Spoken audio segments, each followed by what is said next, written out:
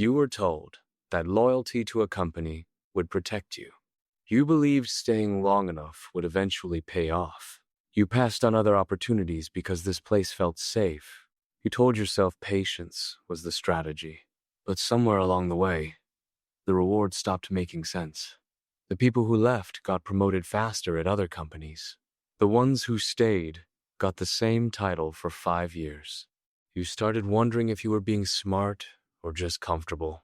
Here's what nobody warned you about loyalty in the modern workplace. It isn't a strategy, it's a trap designed to look like one. The company you work for is not a relationship, it's a transaction. Every benefit they offer exists to keep you from leaving. The pension, the tenure bonus, the familiar faces, all retention tools. You interpreted comfort as belonging, but the company saw it as leverage. When you stopped being a flight risk, you stopped being a priority. Managers advocate loudest for employees they're afraid of losing. The moment you proved you'd stay, your negotiating power quietly disappeared. You showed your hand without realizing there was a game being played. Think about the last time your salary was raised without you pushing for it.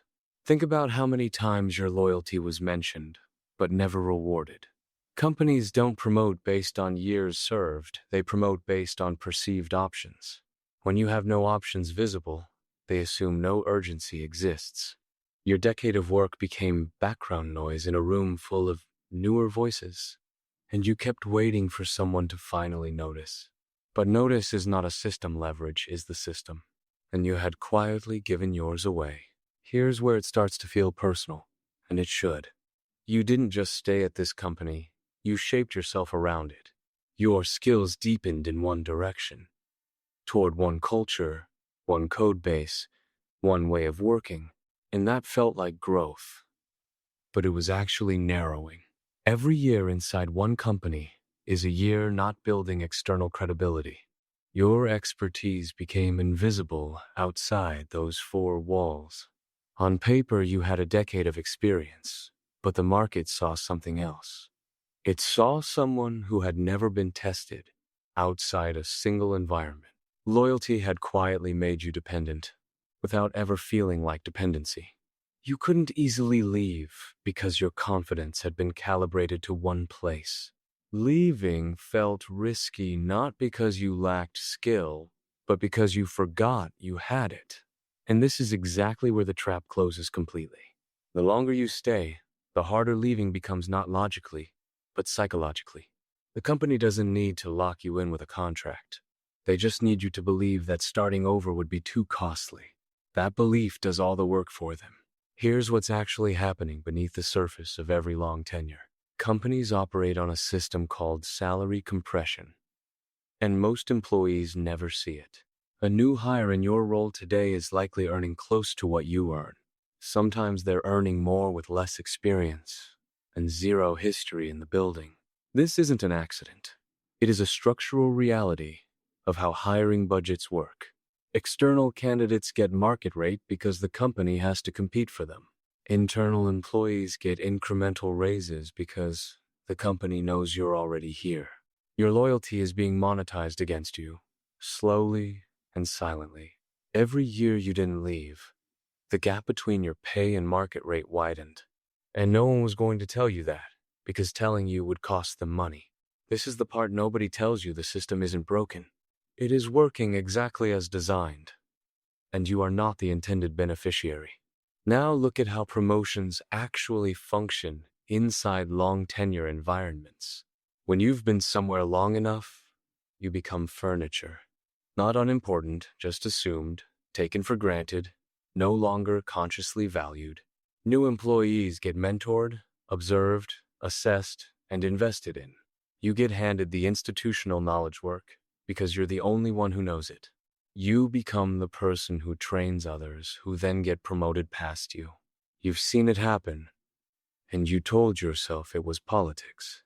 But it wasn't politics, it was a visibility problem you created by staying too still. Promotion systems reward perceived momentum, not demonstrated history. And momentum, in a corporate context, means movement, new roles, new challenges, new leverage. You stopped moving and called it stability, but the system read it as stagnation. Outside hires come in with energy, negotiated salaries, and a blank slate of perception. You came in with baggage, unspoken frustrations, outdated assumptions about your own worth. The system didn't punish your loyalty. It simply stopped factoring it in. And this is where it gets worse, because it isn't just financial. Staying too long in one place changes how you see yourself professionally. Your ambition quietly recalibrates to fit the ceiling above you. You stop imagining the roles you wanted in your 20s because they feel unrealistic now. Not because you grew out of them, because the environment shrunk your sense of possibility. You started measuring success by internal metrics that only matter inside this one building. A good performance review began to feel like enough. Surviving a round of layoffs started to feel like winning. You optimized for safety in an environment that was never actually safe. Layoffs don't check tenure before they cut. They check budget lines. The people with the longest history are sometimes the most expensive to keep. Loyalty offers no protection when a spreadsheet is making the decision. You believed you had earned security through years of service, but security was never something the company had the ability to guarantee you. It was always something only you could build through options, skills, and market visibility. And every year of single company loyalty was a year not building those things. So why do smart people keep making this choice, year after year? Because loyalty feels like identity, not just strategy. Leaving a place you've given years to feels like admitting something went wrong. It feels like failure dressed up as a decision. So you stay, not because the math makes sense, but because leaving feels like loss. Psychologists call this the sunk cost effect, and it operates silently inside career decisions. The more you've invested, the harder it becomes to walk away, even when walking away is rational. You aren't staying because the company deserves it. You're staying because you've confused the time you've spent with the value of the place, and the company has never corrected that confusion because it benefits from it. There's also something deeper happening in environments with strong company culture. Culture is the most sophisticated retention tool ever built. When you love the people, the mission, the identity of a place, leaving feels like betrayal, not of the company, of yourself, of the version of you that chose this. But culture is not compensation, and belonging is not a career plan. You can love a place and still recognize when it has stopped growing you. Here's the reframe that changes everything once you actually internalize it. Loyalty to your career is not the same as loyalty to one company. The most professionally secure people aren't the ones who stayed the longest anywhere. They're the ones who moved deliberately, built transferable credibility, and never stopped being visible to the market. Every 2 to 4 years of strategic movement compounds your market value in ways tenure never can. You learn new systems, new cultures, new ways problems get solved. You stop being defined by one organization's ceiling and start building your own. The people who seem fearless in their careers aren't less loyal. They're loyal to themselves first. They treat each company as a chapter, not the whole story.